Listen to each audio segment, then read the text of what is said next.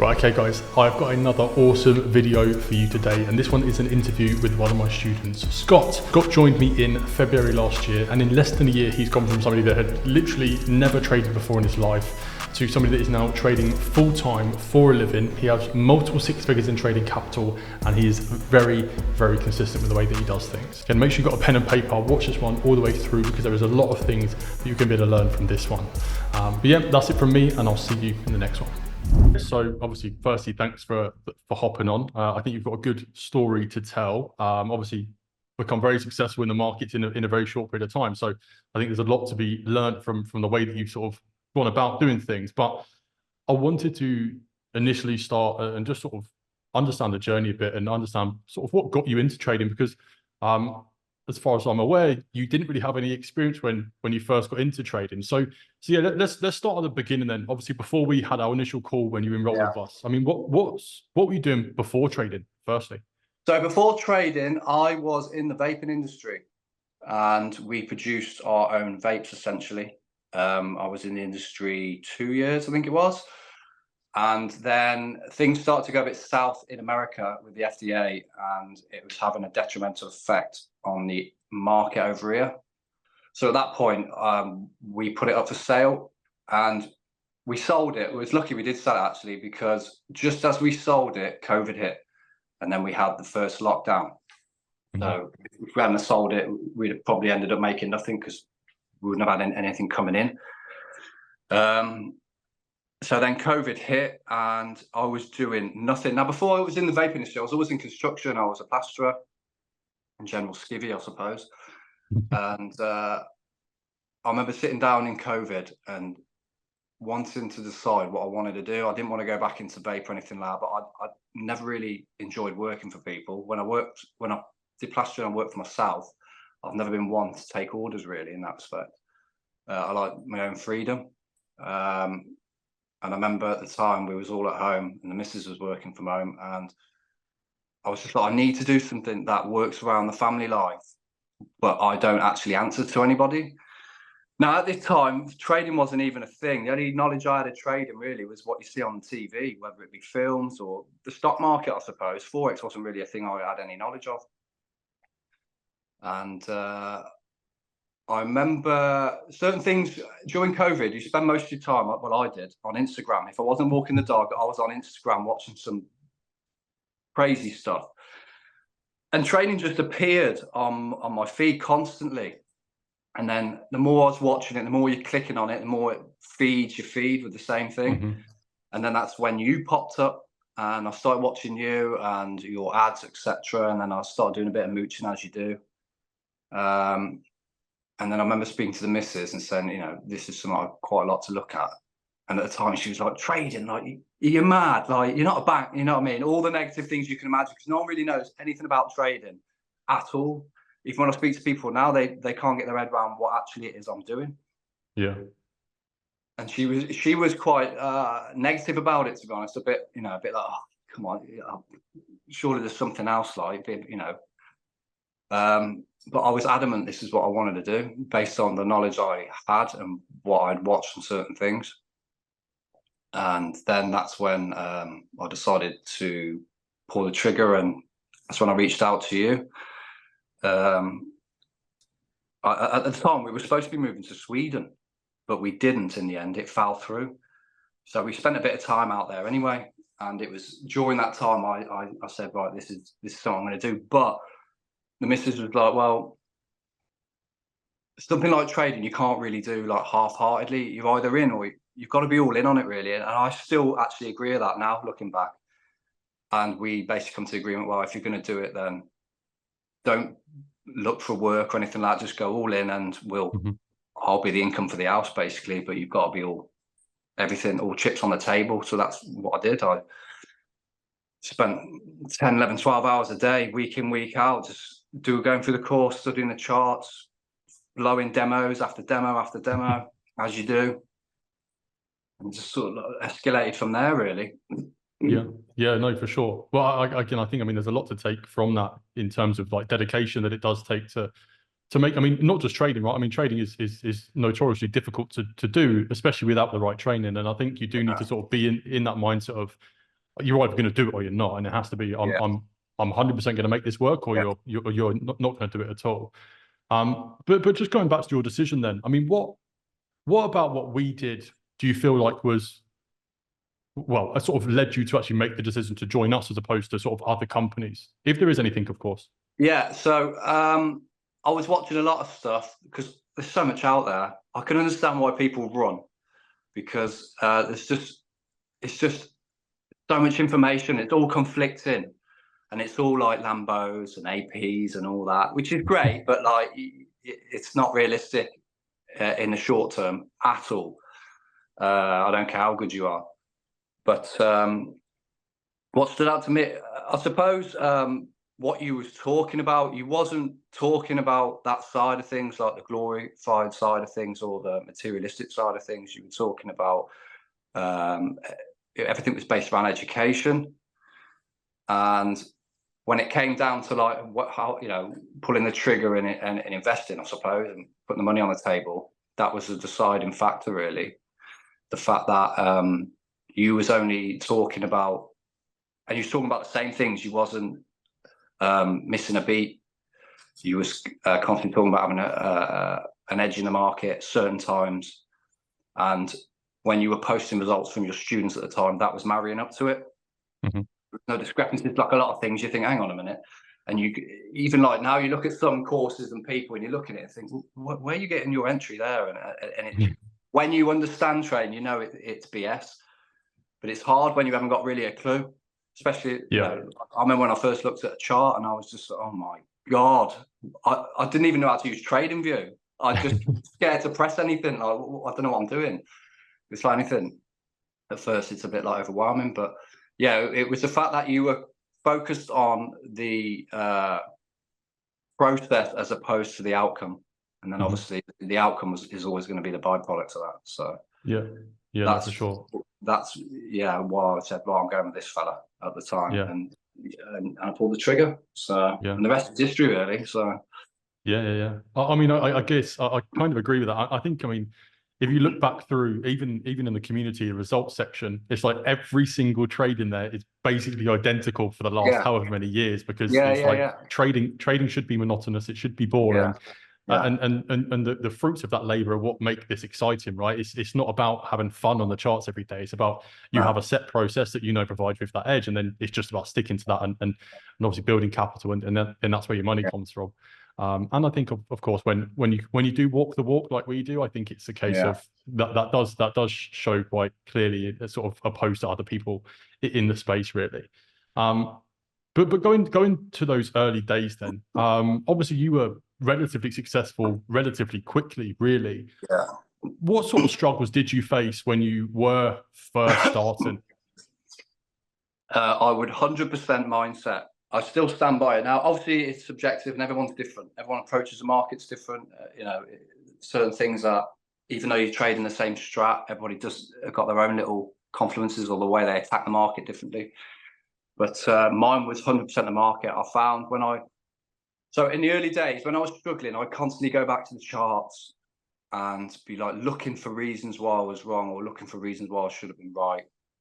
And almost as if the technical side of it was going to solve my issues, when the reality was it was just my mindset. It's hard to explain, but I find just if you just focus on reacting to price as opposed to reacting what you think, it makes a world of difference. You'll think to yourself, oh, we've not had a chock here, or be a break shot, or XYZ, but you can blatantly see prices going in that direction. So you just got, for me, it was just act on it. And I was blowing demo after demo, obviously down the FTMO demo route.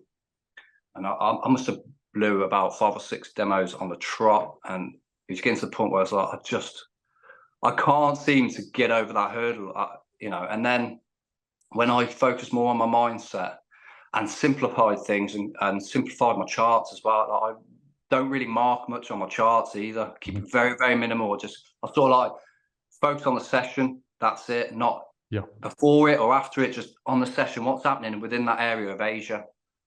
And that's when I sort of like turned the corner then. And I suppose I became a break-even trader at that point. and then it just escalated from there. But it happened really quick. I sort of like went from I can't do this to okay, I'm break even now to consistently hitting TPs, I suppose. And then that gave me the time then to focus on my risk management. But I feel as if a lot of people, I think trading is very much emphasis on technical analysis, and there's all sorts of stuff out there, whether it's ICT, support and resistance, and all that. But I think the emphasis really should start like you've got to go into training with the right mindset.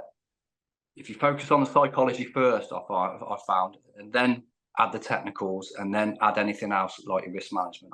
That's what worked best for me. Almost reverse engineered it. Yeah. You know, I think I think I probably agree there. I think if you come into trading thinking that you need to do a load of things to find trades, Yeah. you kind of you then find out actually no, I'm focusing on the wrong things here. You kind of need to come into trading with the mindset of there's going to be a set of rules that I need to follow on a day-to-day basis. I need to find out what those specifics are, so then I can focus on them. But I think a lot of people come into this and they're like, what do I need to learn in order for me to become profitable? Where in a lot of cases, it's what do I need to unlearn to become profitable? What do I need to strip back from my trading to find that simplicity and to find that edge? And I mean, that's kind of what I try and instill in everybody that does join our program. Some of them come into what we do with a lot of sort of bad habits. They've picked up things from YouTube and stuff like that, and they're kind of just trying to build on top of it. But it's not really about that. I mean, the way that we trade is so simple that a lot of people probably wouldn't believe that, but this is how we actually do things, really. And again, it is just a case of trying to identify what those 3, 4, 5 rules may be, and then it's just a case of just being able to really just dial in and focus in on those rules, really. Yeah, definitely. Yeah. So obviously you sort of turned things over fairly quickly. How long would you say it took you to go from obviously starting this to being in a position where you were profitable and you were able to get that first funded account? So I got my first funded account in end of June last year, and I started the course February, I think it was. Okay, so about four or so So months. about 4 months to get to that. But again, some people are like that quick, but they forget I wasn't working. So if you think about that 4 months time on the chart, someone who is working a normal 9 to 5 or whatever, they're never doing that in that time. It's going to take them about a year to put that much time into it. So I had an advantage in that respect. So I'd say I got funded and then I lost my internet. And it was a major issue, and I couldn't get internet anywhere because we live really remote. So we ended up just as a family going to the Balearics for like 3-4 weeks and just winding down, as it were. And I feel like that break was really good for me, because when I came back, I just sort of like slotted straight back in. I was just constantly consistent. I was tweaking with a few things like risk and whatnot, which I now implement. But yeah, and I was doing it, and then I had a really good month in October, my biggest payout, and the rest is history, really. I had I've, like anyone, I have ups and downs. I struggled a bit in December. Found myself wandering, and I found myself wandering into indices, which I probably wouldn't do again. It is indices are savage for me anyway. I just find it a bit too volatile. Because I found myself, again, it's emotions. There wasn't really much going on in EU and GU. It was just a really slow month, I thought, December. Whereas there was plenty of volume, whatnot, in, say, like US 30 and other indices. And I found myself leaning towards them. But looking back, that was probably a bad decision. Yeah. I think I learned my lesson, you know. Yeah, I think, I mean, this is a very common problem that a lot of traders do face. Is a lot of people don't realize that their edge is what makes them a good trader. So as soon as you start to veer away from your edge and you start to implement new things or go down a different route, you instantly lose that edge. Your edge might not work on any sort of indices. It might not work in any other market apart from the pairs that you trade. So I think that's also a really important thing to understand is what does your data say about your trading? Can you have 2 consecutive months of losses? Probably you can. So it's about understanding your data and understanding having the expectation that this could happen. So when you do get into those stages, it's like, okay, I just need to stay focused towards this. I'm going to get out of it. And then, I mean, you come into I think January, oh, I mean, January, February was really, really good. I mean, we had one Yeah, week where we were up about 20 R or so. So it kind of, it yeah, evens out. Like it's always about your long-term average as opposed to your sort of day by day or month by month profits essentially. So obviously 4 months in, you got yourself your first funded account. yeah. How did you go about then scaling beyond that? I mean, what sort of process did you follow to again scale up further than that sort of first funded account? And how did you handle that mentally as well? So I wanted it doesn't matter how good a trade you are, you feel losses. I remember I'd get a loss and I'd be sat in Costa and it'd be like eating me alive, like all day, like, oh my God, and it's just one loss. And I come to the conclusion I couldn't handle the losses. Now, everybody always says, oh, you've got to trade like with zero emotion. It's impossible. We're human. We're emotional beings, you know, but you can like manage it, or you can hear it in the background, but you can just put it in a box, as it were. And I set my risk up to deal with that. So I only really chase now 3R, 3 and a bit R. I'm happy. I found when it goes past 3R and you're looking at 4, 5R, you start getting a bit squirmish in your chair and you're like, oh, should I get out? And straight away, that's it. It's game over. Your emotions are in control at that point. I don't care how good you are. You're thinking not logically. Whereas 3R I'm comfortable with, and you haven't got to have mass volume or movement really to hit 3R, especially on the 1 minute in the London session.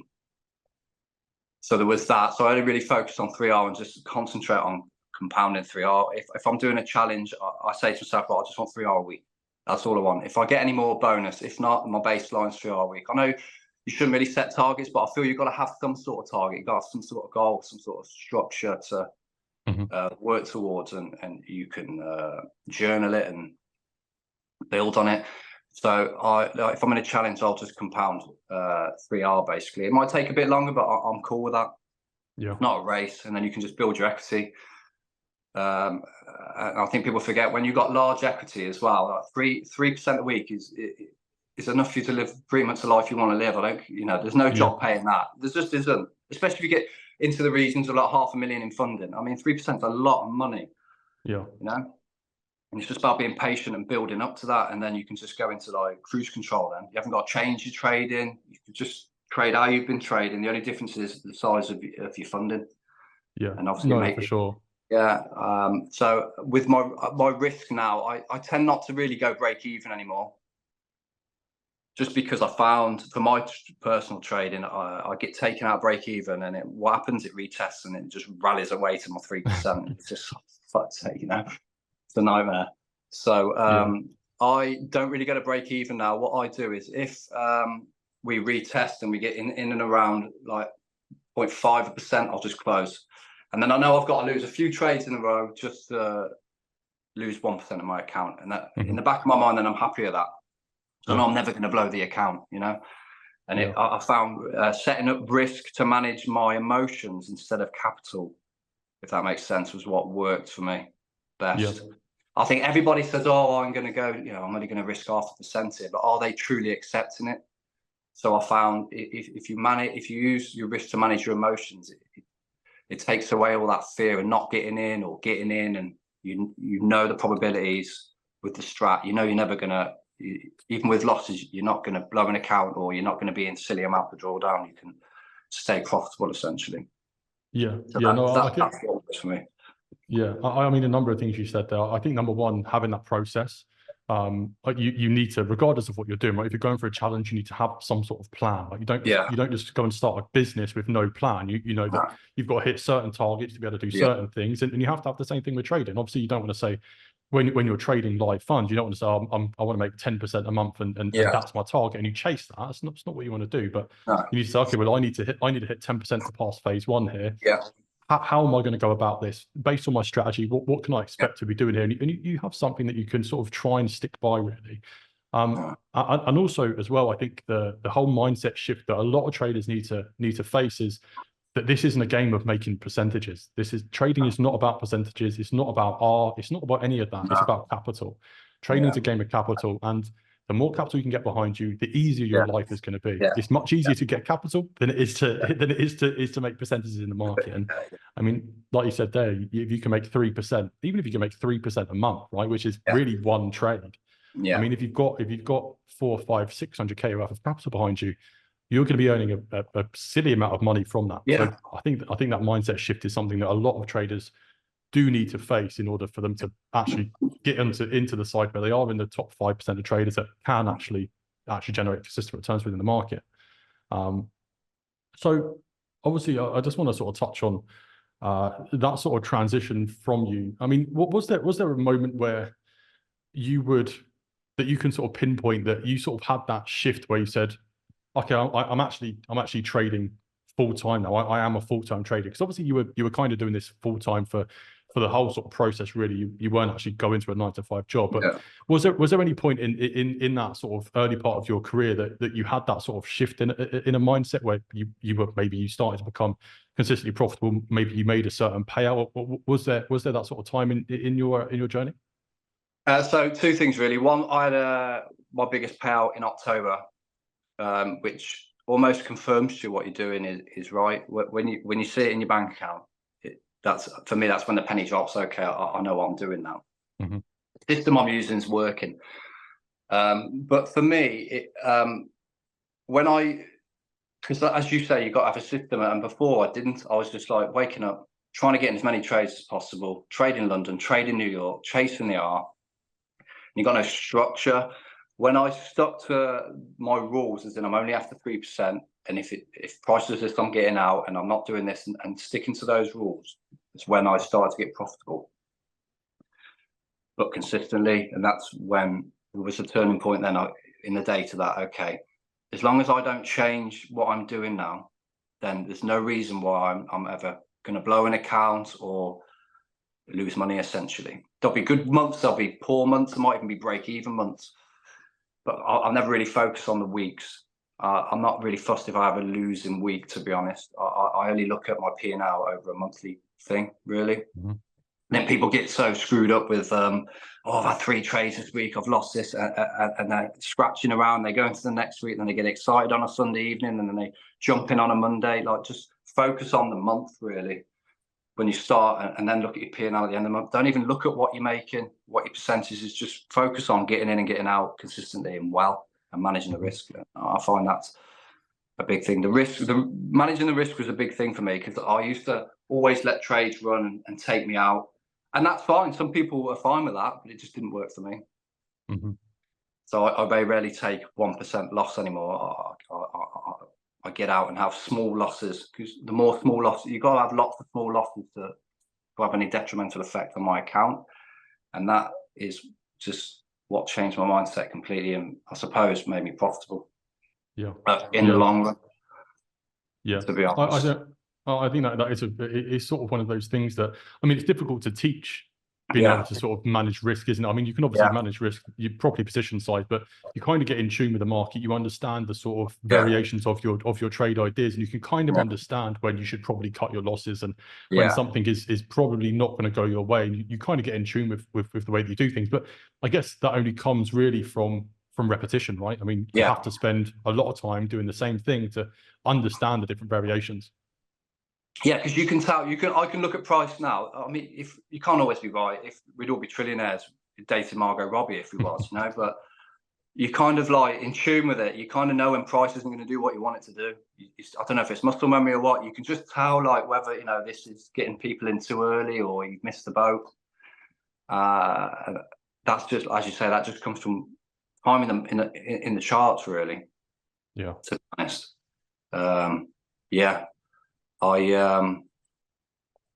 You just get a feel, as you say, when you're dialing in, you're not really thinking, you're just acting. I find when I'm not really thinking, I'm just like, oh, get in, is when things happen really well. And when I'm sat there thinking, is when it goes wrong. I think the more you think about it, that's indicating to me anyway that I'm wrong. And when I'm just acting and going, bosh, bosh, bosh, get in, is when I'm usually right over the course of the month. Yeah, I mean, I think like not making like blind statements, but I think trading, obviously when you're following the right system, trading should be easy. You shouldn't have to think about getting into a position. It should be clear and obvious. And if it's not clear and obvious, then like you said, there's usually a telltale sign there that this is probably not going to go your way. Again, that not being a blind statement. If you don't know what you're doing, you haven't got a good system there, then it shouldn't. I mean, trading shouldn't be easy. You shouldn't just jump into trade with just by guessing, right? You should obviously make sure you have a good system in place, and then that's when it becomes easy. It becomes a much easier process to obviously follow your system. But again, I just want to sort of touch on some of the numbers that you've done. Obviously, you've only been trading really for a year now, so you've done some great things in that time. I want to sort of touch on the funding side of things. Obviously, it's the funding space is changing quite a lot at the minute. My first question is, again, it may be a bit of a crude question, but how much funding have you got in total in the last? I mean, you've basically been trading for the last 12 months. So I'm up to 310,000 at the moment. Now that's really actually 210,000 because I had a 100k account with funding pips, but they've switched to, I think it's match trade or something like that. It's a personal thing. I just don't like it. I really don't like it. I like my MT5, and that's where I want to stay. It's where I learn. I'm comfortable with it. I know how it works. I understand it. And I looked at that match trading, and I was just like, oh, I'm not going through all this over again, trying to learn a new platform and whatnot. So I essentially wiped my mouth for that account. But so I've got my alpha capital, 200,000, and I'm on a scaling plan with StockNet. And it's you have to scale up 10 times. Each time you scale, you double your account. You start on 1,250 quid, and then when you get to the year 10, it's 1.28 million, I think it is, and I'm on phase 4 now. So that is actually my goal this year, to get to 7 figures in funding, and then I'm comfortable with that then, because that will then mean I don't have to trade a lot. I can get very small percent each week or each month and make good returns, and give me the power to put into a personal account. And there's some things I want to do outside of trading, in property, which I want to invest in eventually. And that the large capital is what will give me that power, I suppose. Yeah, no, for sure. I mean, I think one sort of key takeaway from that is, I mean, you don't really need a whole lot of capital behind you. I mean, obviously 200k, 300k is still a lot of capital, right? But you don't need stupid amounts to be able to go and do this full time, right? You could probably go full time off of 100k. Obviously, the more you've got, the easier it becomes. But you don't need to have millions in capital to be able to do this as a career. No, I was comfortable on 100k. I was. I just wanted to get to the point where I want to trade less. I want to spend as least amount of time in the market as I can. I'm at the point now where I find it quite boring. I don't know if that's a good thing or bad thing, but people say it's a good thing. Where sometimes I'll sit in front of the chart and go, oh, here we go. Whereas before I'd be dead keen, like a dog, tail wagging and all that. And I feel when you make that transition into, okay, come on then, let's see what we can get out of the markets.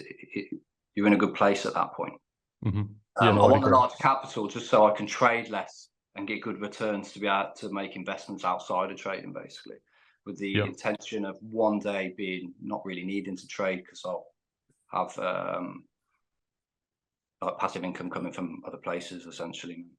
Yeah, no, I think a lot of people look at funded accounts as like the end goal, but I'm sort of quite against that. I see funded accounts as a tool that's going to allow you to bridge that gap from going from somebody that hasn't got the income to somebody that has got the income, has got surplus income. So you can then use that surplus income to go and invest in wealth building assets, essentially, something that's going to provide you with passive income per se.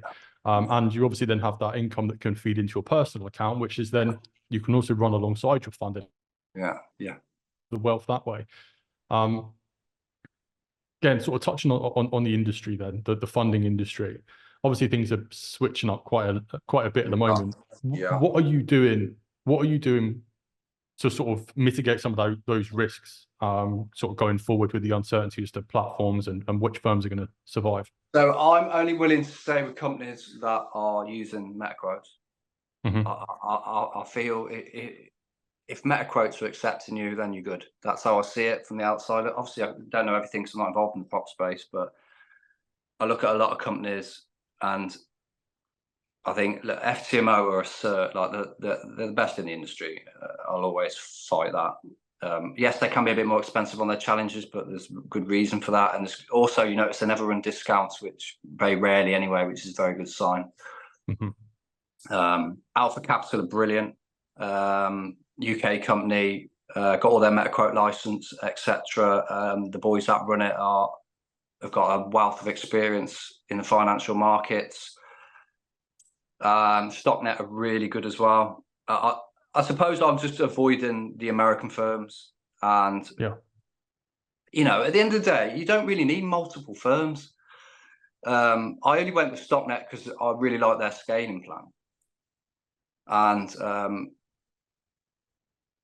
I don't know what the deciding factor was actually with Alpha. There's just something about it I really liked after speaking to them. And I didn't actually go with FTMO in the end, although I am going to do an FTMO challenge at some point in the summer. But I think you don't really need to look beyond FTMO Alpha, really, in my opinion. I just think they meet all the criteria that MetaQuotes want to see. They're regulated. Their customer service is great. Little things like spreads is great. Like with Alpha, you can have raw spreads or you can have commission free. Great options. Always pay out. You know, and if you look at a lot of these American firms, there's always some kind of issue, whether it's on social media, always drama. Like always drama. If I could give any advice to anybody, run from Twitter. Just run. Twitter's just toxic. It's not just the trading space. Any space on Twitter is just chaos. It's just opinions, and most of it's rubbish. But yeah, if you are on Twitter, you'll see what I mean. Like if you look at all the American firms, they don't even behave well in terms of the way they are. Like I see some, I won't mention names, but some owners of some big American firms, and I just think I would never invest my money in you, let alone your company, just by some of the things they say and the way they behave. Where you never see that from FTMO, you never see it ever. No. You never see it from they run a tight ship and they run it professionally, and that should stand out for you and be worth that extra few quid. Yeah, challenge, in my opinion. I can't see it going anywhere. Whereas I think the American side of things, I think is slowly going to fade away. I do. Yeah, no, I definitely agree, and I think, I mean, you can quite clearly see just from the conduct of a business. I think the way in which, I mean, the conduct of a business on social media is to the way that they run their back end. I think, exactly. I mean, it's very clear that a lot of people can learn a lot of things from how FTMO operate. They've been around for the longest. They've got the best reputation, and they're not airing out their dirty laundry on social media every 5 minutes. So, I mean, that's a place that I think you'd want to again invest your money in. Obviously, you trust them as well. But yeah, so last question from me then. Really just giving some tips to those people that were in the same position as you were when you first started and want to get to the stage that you are now. What 3 tips would you give to people that want to begin this journey and get to the stage where they can actually go and trade full time? So the first one would be, I would treat trading like a business and not a side hustle. 100%. Think about everything, treat everything, you know, like your losses, overheads, etc. Like run it like a business. For sure. If you want to be a full-time trader and have longevity, you have to run it like a business. It is a business, essentially. It's not just something fun on the side. If you treat it like that, you'll just blow up. Second thing is, with WeTrade, you have a statistical edge. You don't need to keep going back to the charts and thinking the answer relies in something different, or you've got to find something new in technicals. Like your psychology is a secret. Your risks, the way you approach the markets, everything. Just like outside of trading, if you look after yourself, you perform better. Looking after, you know, your mindset.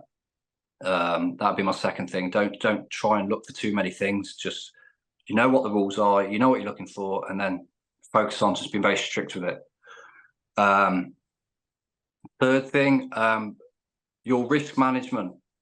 For me personally, I set up my risk to manage my emotions and not my capital.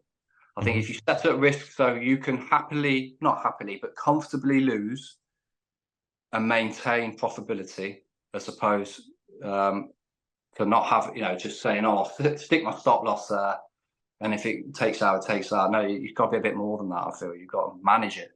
I think you'll be on a good keel to where you want to go, really. Yeah, Yeah, no, absolutely. I definitely agree. I definitely agree.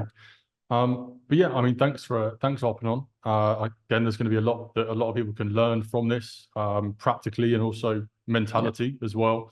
But yeah, I appreciate you jumping on, and yeah, thanks a lot, mate. Well, mate, great.